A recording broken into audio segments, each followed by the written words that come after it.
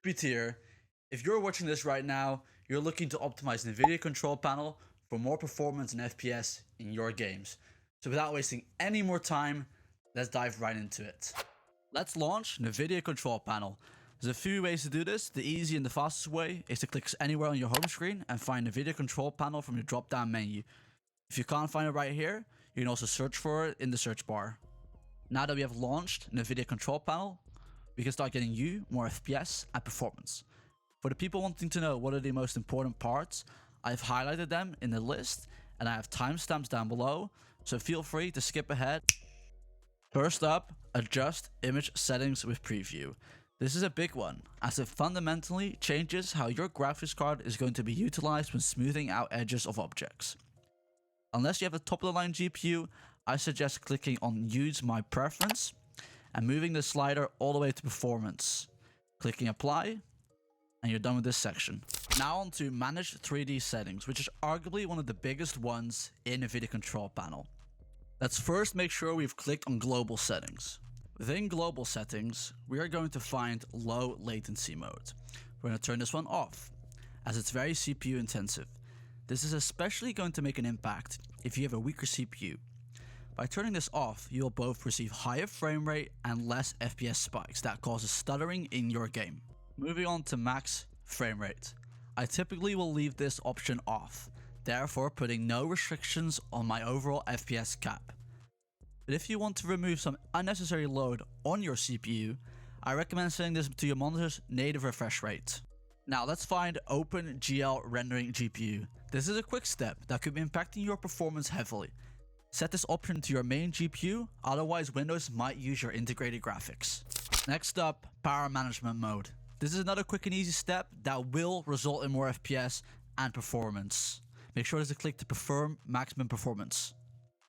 Hey, I wanted to talk specifically about thread optimizations, as this is a topic that's super controversial all around Reddit and just the PC community.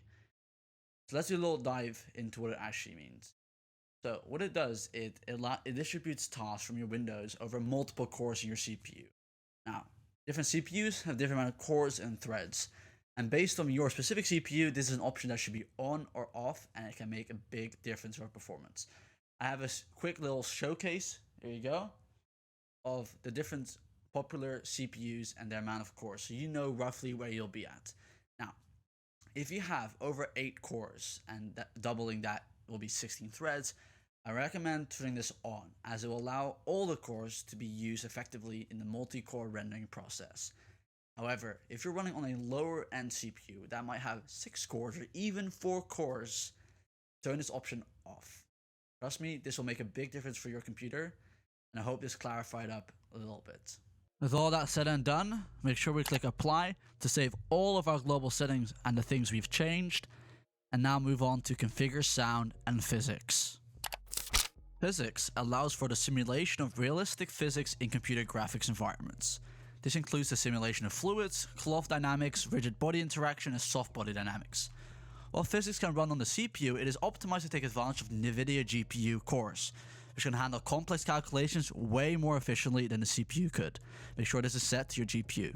With our physics in order, let's move to the Change Resolution tab. Make sure you are running at your highest refresh rate possible.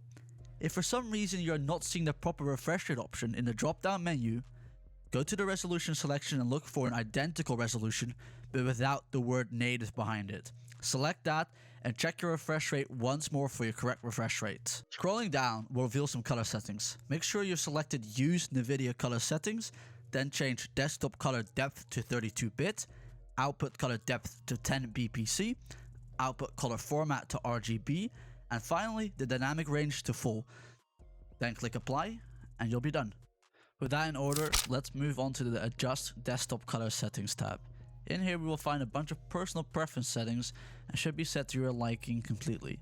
A quick rundown for some clarity. Contrast is the ratio between the brightest white and the darkest black that a display can produce, which can help improve visibility and clarity and overall make the image look better. Gamma settings control what details in the darker and lighter areas of an image are visible. If the gamma settings are too low, the image will look washed out, and if they're too high, the image will appear too dark, especially in the shadows. the very bottom, digital vibrance, is a popular one among users. I personally have set this to 60% as I enjoy the warmer and increase in saturation of the image it provides. Finally, hue changes the colors on your screen, leaving that at 0, I recommend. Click apply and you're finished. Next up, the rotate display options. This simply allows you to flip the screen within your monitor. Next up, view HDCP status. It's a digital protection feature by Intel to prevent copying of digital audio and video content. Next up, digital audio, where nothing can be changed. Finally, adjust desktop size and position. This is the last tab where some performance is to be gained. Within scaling, we have several options. I will briefly elaborate on each option, but if you want the final verdict, select no scaling and perform scaling on GPU instead of display, as it results in the least amount of issues. Click apply and you are done. For the people wanting to know a bit more, here's how the options differ. For aspect ratio, the image will be scaled to your display resolution, but will do so while maintaining the aspect ratio. This means that if the image is not the same exact aspect ratio or shape as your display, then there will be black bars. In full screen, the image will be scaled to your display resolution, but it will not maintain the actual aspect ratio. With no scaling, the image will not be scaled at all, and it will result in an image in low resolution. And finally, integer scaling. The image will be scaled, but only in even steps. This can produce an image that does not fill your display equally. For the last 3 tabs, these have no performance to offer and only contain additional settings for color customization.